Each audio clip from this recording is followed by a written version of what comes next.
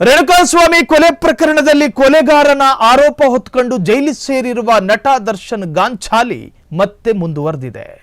ಜೈಲಲ್ಲಿ ಆರೋಪಿ ದರ್ಶನ್ ದರ್ಪ ಸಹ ಕೈದಿಗಳಿಗೆ ನಿಜ ಡೆವಿಲ್ ರೂಪವನ್ನು ತೋರಿಸಿದ್ದಾನೆ. ದರ್ಶನ್ ಜೈಲಲ್ಲಿ ಆರೋಪಿ ದರ್ಶನ್ ದರ್ಪ ತೋರಿಸ್ತಿದ್ದಾನೆ. ಸಹ ಕೈದಿಗಳಿಗೆ ನಿಜವಾದ ಡೆವಿಲ್ ರೂಪವನ್ನು ತೋರಿಸಿದ ದರ್ಶನ್ ಸಹ ಕೈದಿಗಳಿಗೆ ದೈಹಿಕ ಮಾನಸಿಕ ಕಿರುಕುಳ. ಸೆಲ್ಲಲ್ಲೇ ನಡೆಯಿತು ದೊಡ್ಡ ರಂಪಾಟ, ದೊಡ್ಡ ರಾದ್ಧಾಂತ, ದೊಡ್ಡ ಜಗಳ, ದೊಡ್ಡ ಕಾಳಗ. ಜೈಲಿನಲ್ಲಿ ಹೊಸ ಕಠಿಣ ನಿಯಮಗಳು ಜಾರಿಯಾಗಿದ್ರೂ ಕೂಡ ಈತನ ಬೆನ್ನಿನ ಕೆಳಗೆ ಕೊಬ್ಬು ಕಡಿಮೆ ಆಗಿಲ್ಲ. ಕೆಲ ದಿನದ ಹಿಂದೆ ದರ್ಶನ್ ಸೆಲ್ನಲ್ಲಿ ದಚ್ಚು ಕಿರಿಕ್ ಮಾಡ್ಕೊಂಡಿದ್ದಾನೆ. ತಡವಾಗಿ ಬೆಳಕಿಗೆ ಬಂದಿದೆ. ಮಲಗಿದ್ದ ಸಹ ಕೈದಿಗಳನ್ನ ಕಾಲಿನಲ್ಲಿ ಒದ್ದು ಎಬ್ಬಿಸಿ ಅವಾಚ್ಯ ಶಬ್ದಗಳಿಂದ ಬೈದಿದ್ದಾನೆ. ಹಂಗೆ ಒದಿಯೋದಕ್ಕೂ ಹಂಗೆ ಬೈಯೋದಕ್ಕೂ ಅದೇ ನಿಮ್ಮ ಹೆಂಡ್ರು ಮಕ್ಕಳ.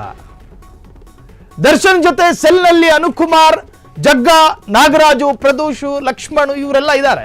ನಾಗರಾಜ್ನನ್ನ ಬಿಟ್ಟು ಉಳಿದ ಆರೋಪಿಗಳಿಗೆ ಕಿರುಕುಳವನ್ನು ಕೊಟ್ಟಿದ್ದಾನಂತ ದರ್ಶನ್. ಏನು ಹೇಳೋದು ಇದಕ್ಕೆ? ಇಬ್ಬರ ಜಗಳ ಜೋರಾಗ್ತಾ ಇದ್ದ ಹಾಗೆ ಬಂದ ಜೈಲಾಧಿಕಾರಿಗಳು, ಅದರಲ್ಲಿ ಅನುಕುಮಾರು ತನ್ನ ಅಳಲನ್ನು ತೋಡ್ಕೊಂಡಿದ್ದಾನೆ. ಇಲ್ಲಿದ್ರೆ ನನ್ನ ಸಾಯಿಸ್ಬಿಡ್ತಾನೆ ದರ್ಶನ್ ಅಂತ.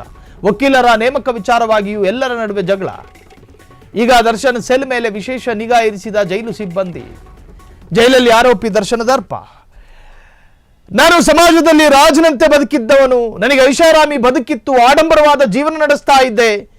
ನನಗೆ ಮನಸ್ಸಾದಾಗ ಉಡುಪಿ ಹೋಟ್ಲಿಗೆ ಕಾಫಿ ಕುಡಿತಾ ಇದ್ದೆ. ನನಗೆ ಮನಸ್ಸಾದಾಗ ಕೋಳಿದು ಕಟ್ಟ ಕಡೆಯ ಕಾಲನ್ನು ಮುರಿದು ಬಿಟ್ಟು ತಿಂತಾ ಇದ್ದೆ. ಈಗ ನನಗದು ಸಾಧ್ಯ ಆಗ್ತಾ ಇಲ್ಲ. ಒಂದು ತರಹದ ಹತಾಶ ಭಾವನೆ ನನ್ನನ್ನು ಕಾಡ್ತಾ ಇದೆ, ಚಿಂತಾಕ್ರಾಂತನಾಗಿದ್ದೀನಿ ಅಂತ ಹೇಳಿ ಮಲಗಿದ್ದವನು ತೊಡೆ ಸಂಧಿ ಕಾಲಲ್ಲಿ ಓದಿಯೋದಲ್ಲ, ಹಂಗೆ ಎದಳಿಸ್ಬಿಟ್ಟು ಅವ್ರಿಗೆ ಬೈಯೋದಲ್ಲ. ಅಧಿಕಾರ ಯಾರು ಕೊಟ್ಟರು? ದರ್ಶನ್ ಸೆಲ್ನಲ್ಲಿ 4 ಜನ ಇದ್ದಾರೆ. ಎಲ್ಲ ಇದೇ ಪ್ರಕರಣಕ್ಕೆ ಸಂಬಂಧಪಟ್ಟವರು. ಅನುಕುಮಾರ್ ಇದ್ದಾನೆ, ಪ್ರದೋಷ್ ಇದ್ದಾನೆ. ಲಾಯರ್ ನೇಮಕ ವಿಚಾರದಲ್ಲಿ ಇದೇ ಪ್ರಕರಣದಲ್ಲಿ ಲಾಯರ್ ನೇಮಕ ವಿಚಾರದಲ್ಲಿ ಪರಸ್ಪರ ವಾಗ್ವಾದಗಳು ನಡೀತಾವೆ. ಇನ್ನು ಮೂಗಿನ ತುದಿಲೇ ಕೋಪ ಇಟ್ಕೊಂಡಿರ್ತಕ್ಕಂತಹ ದರ್ಶನ್ ಆ ವಿಚಾರವಾಗಿ ಸ್ವಲ್ಪ ಕಿರಿಕ್ ಮಾಡ್ಕೊಂಡಿದ್ದಾನೆ. ಹಾಗಾದ್ರೆ ದರ್ಶನ್ ಜೊತೆ ಯಾರ್ಯಾರಿದ್ರು? ದರ್ಶನ್ ಜೊತೆ ಒಂದೇ ಸೆಲ್ನಲ್ಲಿ ಅನುಕುಮಾರ್ ಇದ್ದ, ಜಗ್ಗ, ನಾಗರಾಜು, ಪ್ರದೋಷು, ಲಕ್ಷ್ಮಣು ಇವರೆಲ್ಲರೂ ರೇಣುಕಾಸ್ವಾಮಿ ಕೊಲೆ ಕೇಸ್ನಲ್ಲೇ ಜೈಲು ಸೇರಿದವರು, ಬೇರೆ ಬೇರೆ ಪ್ರಕರಣದವರಲ್ಲ. ಅದೇ ಕೇಸ್ನವರಾಗಿರೋದ್ರಿಂದಾಗಿ ಪರಸ್ಪರ ಅನ್ಯೋನ್ಯತೆಗಳು ಇರಬಹುದು ಅಂತೇಳಿ ಜೈಲಾಧಿಕಾರಿಗಳು ಅಲ್ಲೇನು ಡಿವೈಡ್ ಮಾಡಬೇಕಾದ್ರೆ ಈ ತರಹದೊಂದು ನಿರ್ಧಾರಕ್ಕೆ ಬಂದಿರ್ತಾರೆ. ಆರಂಭದಲ್ಲಿ ಪರಸ್ಪರ ಚರ್ಚೆಗಳಾಗ್ತವೆ ಜೈಲಲ್ಲಿ. ಹೆಂಗೆ ಅಂತ ಕೇಳಿದ್ರೆ ಟೈಮ್ ಎಷ್ಟಾಗಿದೆ ಅನ್ನೋದು ಗೊತ್ತಾಗಲ್ಲ. ಮಠ ಮಧ್ಯಾಹ್ನ ಸೂರ್ಯ ನೆತ್ತಿಲಿದ್ದಾಗಲೂ ಕೂಡ ಈಗ ಸಂಜೆ ಆಗಿರ್ಬೋದೇನೋ ಅಥವಾ ಒಂದು 3 ಗಂಟೆ ಆಗಿರ್ಬೋದು, ಇದೇ ನಿರ್ಧಾರದಲ್ಲಿ ಕೈದಿಗಳಿರ್ತಾರೆ. ಯಾವ ಹೊತ್ತು ಅನ್ನೋದು ಗೊತ್ತಾಗಲ್ಲ. ಪರಸ್ಪರ ವಾದಗಳು ನಡೀತಾವೆ ಕೂತ್ಕೊಂಡು. ಹಿಂಗೆ ನಡೀತಿರ್ಬೇಕಾದ್ರೆ ಅನುಕುಮಾರ್ ಏನೋ ಲೂಸ್ ಟಾಕ್ ಮಾತನಾಡ್ದ. ಆ ಮಾತಿಗೆ ತಿರುಗಿ ಬಿದ್ದ ದರ್ಶನ್ ಮಲಗಿದ್ದಂತೆ. ಅಲ್ಲಿ ಜೈಲಿನಲ್ಲಿರುವ ಕೈದಿಗಳೆಲ್ಲ ಬೆಕ್ಕಿನ ತರ ಮಲಗೋದು, ಯಾವ ಸಮಯ ಅಂತ ಇಲ್ಲ. ಕೆಳಗೆ ಬಿದ್ದು ಹಂಗೆ ಕಣ್ಮುಚ್ಕೊಳ್ಳೋದು. ಹಂಗೆ ಮಲಗಿದ್ದ ಅನುಕುಮಾರ್ ಕಾಲಿಗೆ ಒದ್ದಿದ್ದಾನೆ ದರ್ಶನ್. ಒದ್ದಿದ ಮಾತ್ರ ಅಲ್ಲದೆ ಎದ್ದಾಗ ಆತನನ್ನ ಅಸಹ್ಯವಾಗಿ ಬೈದಿದ್ದಾನೆ ಅನ್ನೋದು ವರದಿಯಾಗಿದೆ. ಪರಪ್ಪನ ಅಗ್ರಹಾರದಲ್ಲಿ ಪಾಪಕೃತ್ಯಗಳು ಬಟಾಬಯಲಾಗಿದ್ರು ಕೂಡ ಅಲ್ಲಿನ ಜೈಲಾಧಿಕಾರಿಗಳೇನು ಕೋಮಾ ಸ್ಟೇಜಿಗೆ ಹೋಗಿದ್ದಾರ? ದರ್ಶನ್ ನಂತಹ ಹೈ ಪ್ರೊಫೈಲ್ ಪ್ರಕರಣದ ಕೈದಿಗಳಿರ್ತಕ್ಕಂತಹ ಸೆಲ್ಲಿನ ಮುಂಭಾಗ ಕಾವಲು ಕಾಯಬೇಕು ಜೈಲಾಧಿಕಾರಿಗಳು. ಈ ಜಗಳ ನಡೀತಿದ್ದಂಥ ಸಂದರ್ಭದಲ್ಲಿ ಜೈಲಾಧಿಕಾರಿಗಳು ಮಧ್ಯಪ್ರವೇಶ ಮಾಡಿದ್ರಂತೆ. ಅದು ಯಾವಾಗ ಮಾಡಿದ್ರು? ಜಗಳ ತಾರಕಕ್ಕೇರದ ಮೇಲೆ ಮಾಡಿದ್ರು.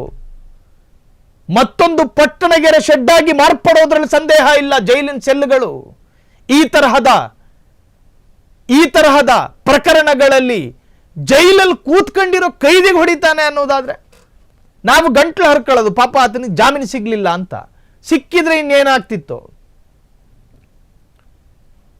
ಜೈಲಾಧಿಕಾರಿಗಳ ಅಸಹ್ಯವಾದ ನಿರ್ಲಕ್ಷ್ಯ ಇದು. ಅತ್ಯಂತ ದುರಂತಮಯ ವಿಚಾರ ಇದು.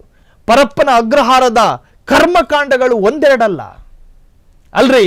ಮಾಡಿರೋ ತಪ್ಪಿಗೆ ಪಶ್ಚಾತ್ತಾಪ ಪಡೋದಕ್ಕೆ ಜೈಲಿಗೆ ಹೋಗ್ತಾರೆ. ಇದ್ಯಾವ ಅಧ್ವಾನ ಹೇಳಿ? ಮಲಗಿದ್ದವನ್ ತೊಡೆ ಸಂದಿಗೆ ಒದಿತಾನಂತೆ ದರ್ಶನ್, ಕೊಲೆ ಆರೋಪಿ. ಸೊ ಈ ತರಹದ ಅಧ್ವಾನಗಳ ಮೇಲೊಂದು ಅಧ್ವಾನ ಮಾಡ್ತಾ ಇದ್ರೆ ಮತ್ತಷ್ಟು ಪ್ರಕರಣ ಟೈಟ್ ಆಗುತ್ತೆ. ಯಾರು ಕೊಡ್ತಾರೆ ಬೇಲು? ಗಮನಿಸೋದಿಲ್ವೇನು ನ್ಯಾಯಾಧೀಶರು? ಇವೆಲ್ಲವನ್ನೂ ಕೂಡ ಈ ಡೆವಲಪ್ಮೆಂಟ್ಗಳು ನ್ಯಾಯಾಧೀಶರಿಗೆ ಖಡಕ್ ವಕೀಲ ಕನ್ವಿನ್ಸ್ ಮಾಡಿದ್ರೆ ಈ ಕೇಸು ಮತ್ತಷ್ಟು ತೀವ್ರತೆಯನ್ನು ಪಡೆದುಕೊಳ್ಳುತ್ತೆ. ಕ್ಷಣ ಕ್ಷಣದ ಸುದ್ದಿಗಳಿಗಾಗಿ ಫ್ರೀಡಂ ಟಿವಿ ಸಬ್ಸ್ಕ್ರೈಬ್ ಮಾಡಿ, ಲೈಕ್ ಮಾಡಿ ಹಾಗೂ ಫಾಲೋ ಮಾಡಿ. ಹೊಸ ಸುದ್ದಿಗಳ ನೋಟಿಫಿಕೇಶನ್ಗಾಗಿ ಬೆಲ್ ಐಕಾನ್ ಮೇಲೆ ಕ್ಲಿಕ್ ಮಾಡಿ.